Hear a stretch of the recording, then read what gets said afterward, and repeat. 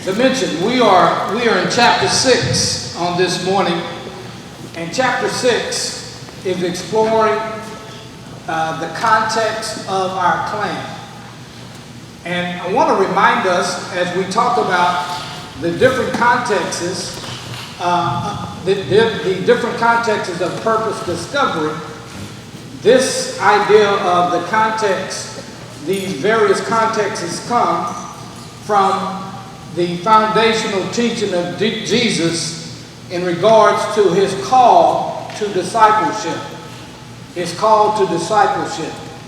Now, in chapter 6, we began on Wednesday.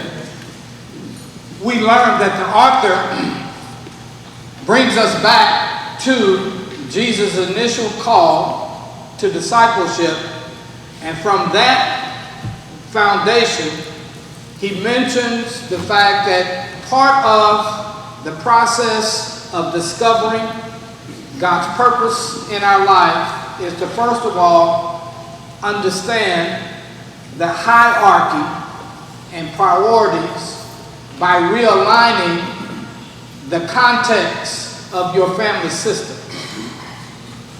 By understanding the context and the hierarchy of God when it comes to the family system, it can be insightful to you and me in regards to God's purpose for our life. And so we looked at, and we're going to turn there now in our book to chapter 6, that first page in chapter 6. If those who have a book, if you turn there, we're going to take off this morning from a statement that's made in this section. The author writes, again, the chapter is dealing with the context of your clan, and the subtitle here is "You Are Not a Genetic Mistake." Okay? Amen. I'm going to start reading where it says the term clan. It defines this idea of clan. The term clan means a family unit claiming descended from a common ancestor. When it comes to God's important thing in life, when it comes to God's purpose in your life, your family relationships are the second most important thing in life that can impact your purpose discovery and fulfillment. Second only to your relationship with God. And so this statement is based on, again, Luke chapter 14, beginning with verse number 20, Luke chapter 14, verses 25 through 32. Here Jesus, in his call again to mankind to discipleship, he begins to challenge mankind to begin to reconcile and restore a biblical or a God-ordained pattern to the family system. And the first relationship in that hierarchy begins with God himself. And so Jesus' calls to mankind begins with the statement, "If any man shall come after me," being first and foremost. Then he goes on to mention, "Let him deny himself," and he begins to list a hierarchy of other relationships that are preeminent in the life of every human being. That those relationships being that of spouse, mother, brothers and sisters, as well as children. But today so as we go through chapter 6, we're going to begin looking at each one of the significant hierarchy of relationships, beginning with the relationship that we have with God. And so this morning's discussion, we want to talk about the first relationship is that of our single most important relationship. Arthur writes in regards to this relationship that this relationship with God through Jesus is our lifetime to purpose, discovery, and fulfillment. He goes on to write also that neglecting this single relationship leads to alienation, emptiness, and the absence of purpose in our lives. So, those who have been a part of Minda for any period of time have heard over and over and over and over and over and over and over and over and over again this idea of my single most important relationship. We hear it all the time, do we not? And so I really want to kind of drill down on this concept that we all have become all too familiar with. And because one of the things that I have come to understand when it comes to teaching and learning,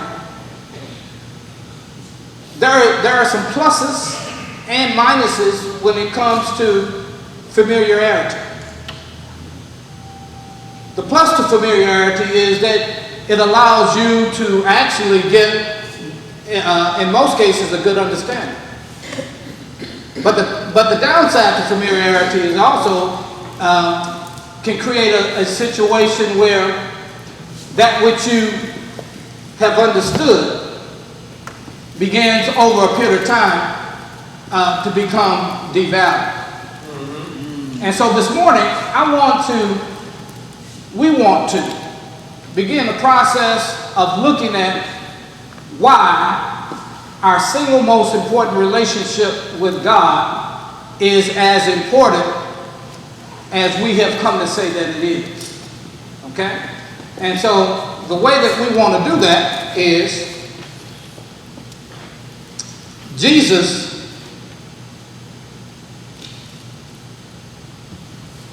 begins to, in his call to discipleship, he actually creates a provoking of thought that each one of us begin to count the cost. And in counting the cost, he begins to again list all of the significant relationships that make up our lives. And here are the relationships: the relationship with God himself, relationship with our parents, relationship with our spouse, relationship with our children, the relationship with your brothers and your sisters. And so this morning we want to spend our class by addressing questions in our groups. And I don't know how far we'll get along with these particular questions, but we may take 2 classes, but we're going to start this morning. And the first thing we're going to do this morning in your groups, we're going to allow, for this first question, we're going to allow 5 minutes for you to discuss in your group, and then we will come back and actually discuss in general the findings or the discussions, the answers that you have come up with in your group. The first question that we're going to look at is this question: why is it significant to first have a relationship with God before you can discover God's purpose in your life? I want you to think about that question. Why is it? Why is it significant to first have a relationship with God before you can discover God's purpose in your life? Why is that significant? Now, here's the other part. Here's the other part of the exercise in your discussion. Your answers to each one of these questions must be answered from previous teaching. In other words, whatever conclusions that you come up with, your answers have to be rooted in previous learning. Everybody understand that? Because we have been actually touching on, hitting on this concept all along, even from chapter 1. And so, as you think about this first question, the significance, why is it significant to have a relationship with God before you can discover God's purpose in your life? The answer to that question has already been answered in previous learning. So we want you to begin in each group. We're going to spend a few minutes discussing that among ourselves, and then we'll stop, and then we'll start hearing from each group. So I'm going to begin playing a song, and then when we end the song, we know that our time is up for that particular question, and then we'll begin the dialogue. Now, anybody have any questions about that before we get started? Anybody have any questions? All right, let's begin.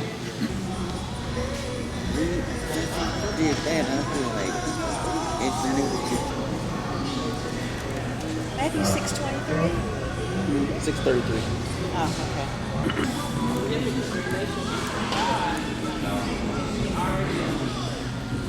And the better to restore the beginning of the relationship.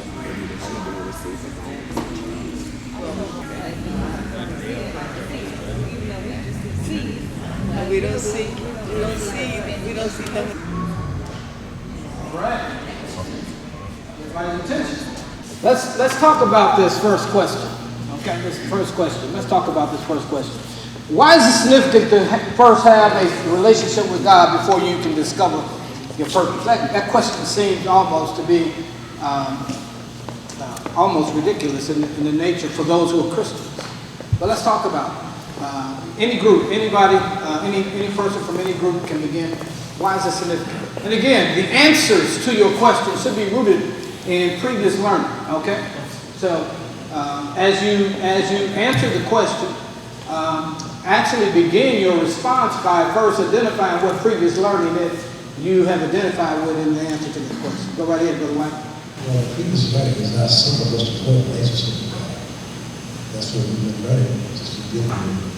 And you can't know God's purpose in your life if you don't know who God is. How can you know God's purpose if you haven't had the opportunity to understand about God, understand what God wants for you in your life?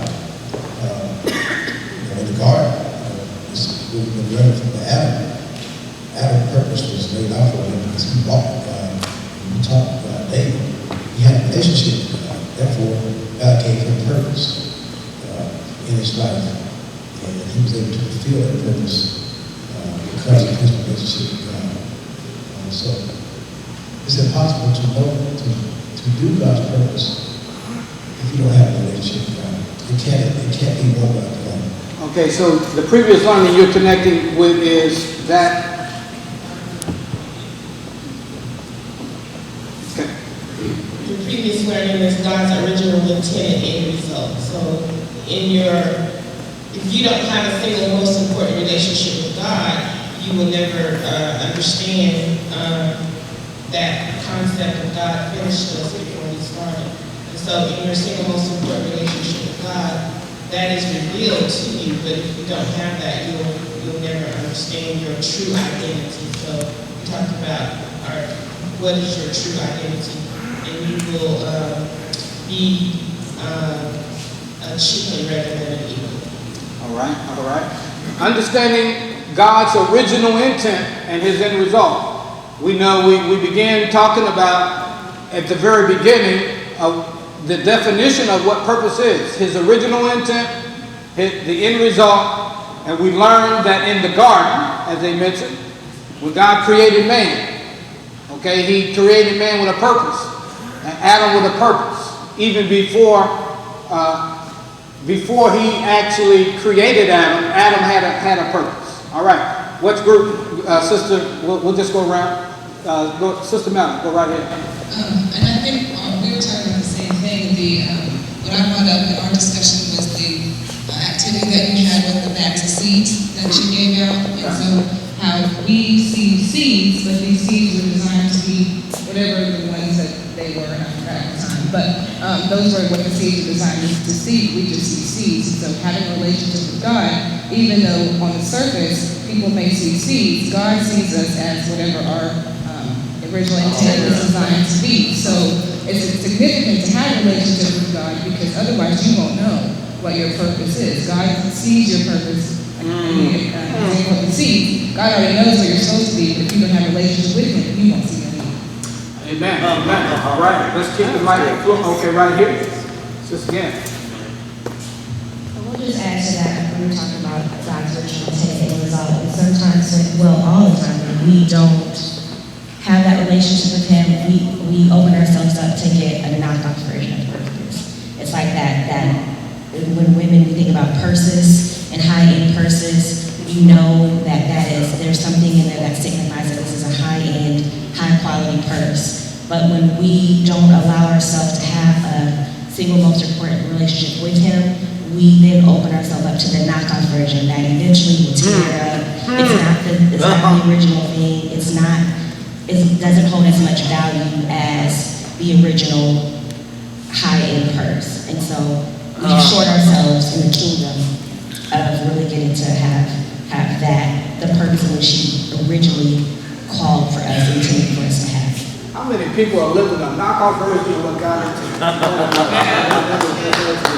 Yeah. When you don't understand the relationship, you don't understand the significance of your relationship with God, you actually settle for a knockoff version of what His original purpose for your life is. That's excellent. That's excellent. Amen. We have this table right back here with Sister Williams. Yes, one of the things we had discussed was knowing who you are and whose you are in Christ. And if you don't know those things, since He is the Creator, and so how are we going to know our purpose if we don't refer back to the Creator in our relationship with Him? We won't have the direction that we need to find out our purpose if we don't know who we are and whose we are. All right. Amen. My Sister Jill already has the mic. Go right ahead. We were created by God for His purpose with the intent to show His glory on earth.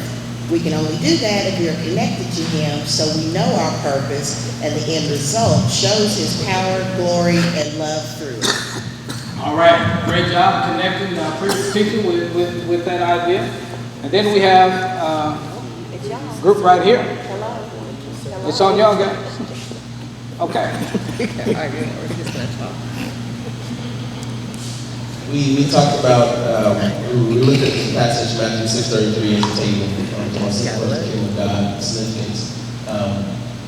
How it's really echoing what Sister William was saying about if we do not know the Creator, if we have not spent time understanding the Creator's mindset about ourselves, about who He created us to be, we can never, ever truly understand purpose. The way that He sees purpose, not the way that we concoct purpose is, or the way other people outside of Him are going to define purpose. It's the Creator's purpose that we're trying to go after, and because of that, we have a relationship to understand the Creator, to see His paradigm, how He sees the purpose. And so that's one of the things that we discussed at the table, and Sister Amy is going to add to that. In Genesis, it talks about we were made in the image and the likeness of God. And there was a significant, lengthy conversation about what does that mean. And God's first purpose is that we are a true reflection of Him. So when we are interacting with ourselves, God, or others, we need to be a reflection of Him, which precludes counterfeiting, knockoff. We have to try to be His image and likeness, and we have to stay in the Word in order to find that, and that creates our relationship with God. Only when we have that relationship and understanding can we then go about our purpose. Amen. Very good. Very good. Excellent responses. Give yourself another deposit. That's really good. Now we're going to move to the second question. And if you notice, the second question is, what does it mean to have? H-A-L-F. Y'all thought that was a mistake. I'm going to turn a withdrawal into a deposit. That's intentional. Because notice the question. What does it mean to have a single most important relationship with God? As I mentioned, there's probably no term that we hear more than any other term here at ministry than this idea of a single most important relationship with God. Would y'all agree? But when I see different members in their lives responding to that, I often wonder, and we're going to be talking about this more. Leadership, elders, we've been talking about this at some length of time. We're going to be talking about it in our combined classes. I often wonder how many of us really understand what it really means to have a single most important relationship with God. What does that really mean? And it raises a question in my thinking because I oftentimes see how people in their own lives, they go about living their life, and then their response to God in their life, and it leads me to wonder at times, do we really understand what it really means to have a single most important relationship with God? So I figured that we would spend some time, being that's first hierarchy of relationships that we need to order in our lives is that relationship. So we should be able to fairly easily answer this question. So that's the next question we're going to entertain in our groups. What does it really mean to have? Because some of us respond at times like, notice, single, whole, complete relationship with God. But we live our lives as if though it's not that. We question. We live a life. Well, I don't want to get y'all supposed to be discussing that. Okay, that's the question among your groups, and then we want you to answer your question. Your question should be rooted in, again, previous learning. What have we already learned that help us to define what it means to have a single most important relationship with God? Okay. What have we talked about? What does that mean? All right. Anybody? Okay. Any questions? All right. Let's start our discussion, and then we'll stop, and then we'll pick up from that. Okay. So, which group wants to first respond to the question of what does it mean to have a single most important relationship with God, and what previous learning can we pull from to help us to define what that is? What does it mean to have a single most important relationship with God? What does it mean to have a single most important relationship with God? First thing,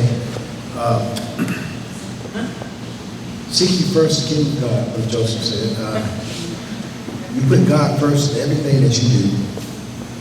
If you have a relationship with God, that means you include God in everything. Before you make a decision, you include God. Before you do anything in life, God has to be the center of your life. You have to communicate with Him. You don't have a relationship with somebody you don't communicate with at all.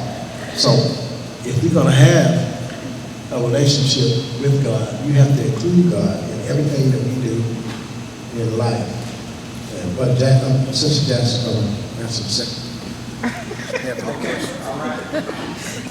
Thank you, Brother White. And let me just say this. Anybody else in the group, feel free to respond to, when the mic comes around, you feel free to have the liberty to respond if there's something you want to contribute to the answer to the question. Go right ahead, Sister Jackson. Okay, so we also discussed that, what does it mean to have a single most important relationship with God? I think the overriding theme would be that looks like trust.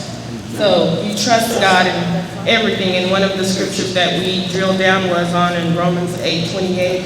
In your relationship, we know that all things work together for good for those who love God. So a single most important relationship is based totally on trusting God with whatever phase you're in your life. All right. Yeah. Brother Joseph.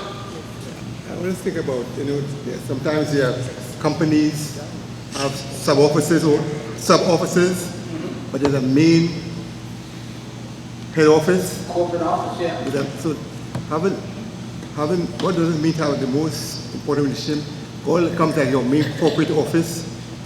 You have other sub-offices, but anything that you're doing, you have to go back to the corporate office first to get direction, to get advice, and that's like what God is having in his most important relationship, like a corporate office. Everything starts at the corporate office first, and you have to consult the corporate office. Like a sub-office can't make a decision without the corporate office giving you that authority to make a decision. All right. What previous learning would equivalent to the corporate office? Where's the corporate office for the Christian? Church. Where's the corporate office? Inside. Church? And what's inside of you? The kingdom. Huh? Heaven. Heaven is the corporate office. Pray this prayer. Our Father, who art in heaven, reverence, honor be unto your name. Thy kingdom come, thy will be done where? On earth as it is in the corporate office, which is heaven, and heaven is within you. God resides where? In heaven. We all know that. But what we haven't really shifted to, but what we all know, God resides in heaven, but heaven also resides in us. So God is not at a distant place out there somewhere like we have a tendency to think of him. Therefore, when it comes to our single most important relationship with him, in many cases, it's half a relationship rather than being the most important relationship, because oftentimes when we talk about being in a relationship with him, the proximity of where we have come to believe that he is at a distance. So the song Heaven's on the other side though? Now, see, some of our theology, we've been singing. Heaven's on the other side. And now notice it sounds good, right? And you can work it. But what does that do to your walk with God?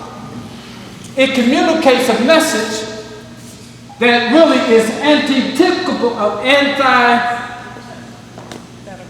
contrary to enhancing the intimacy and the relationship that God talks about in the Bible. All right. Now, and my wife will testify every time we sing that song. What do I be singing about? Inside, heaven's on the inside. So I can stay in flow with the rest of the congregation. See, I sing, heaven is on the inside, heaven is on the inside, heaven is on the inside, heaven. But now notice when you sing it improperly, notice what we have been conditioned to think of heaven. The song goes on to say, I will make it when? At some other time.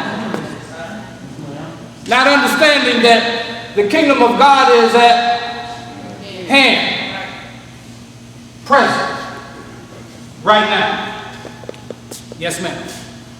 Can you explore the idea of the kingdom is within us and heaven is within us? Is there a difference? It is. And that's why I'm asking everybody to keep up with the YouTube channel. This is previous learning. Y'all follow? You follow what I'm saying? This is a concept that we will continue to build upon. That's why I'm bringing us back and asking us as we go about the process of answering certain questions, that we answer the questions based on previous learning so that we can come back, especially if those who may not have gotten it earlier. Okay? But I want to end with this. this morning. Wednesday, we're going to pick up with this question here. How do you maintain this relationship? Okay? How do you maintain it?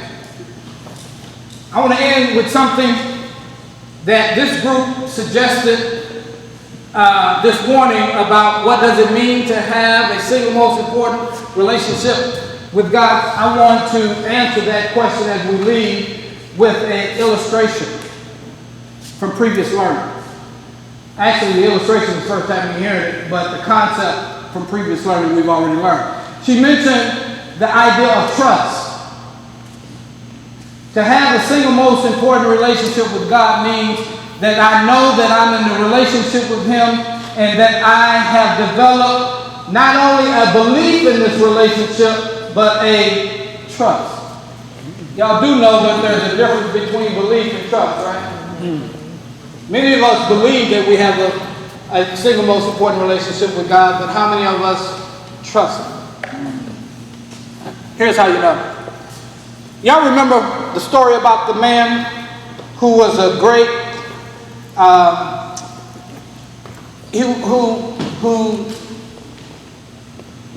now I'm gonna wait till Wednesday. I'm gonna wait till Wednesday. Well, we're gonna pick up with this notion of trust and belief, because it ties into the next question: how do you maintain this relationship? You maintain it by developing a trust that you have with God. All right? So, be prepared on Wednesday to come back and we're going to explore these next two questions as we go on.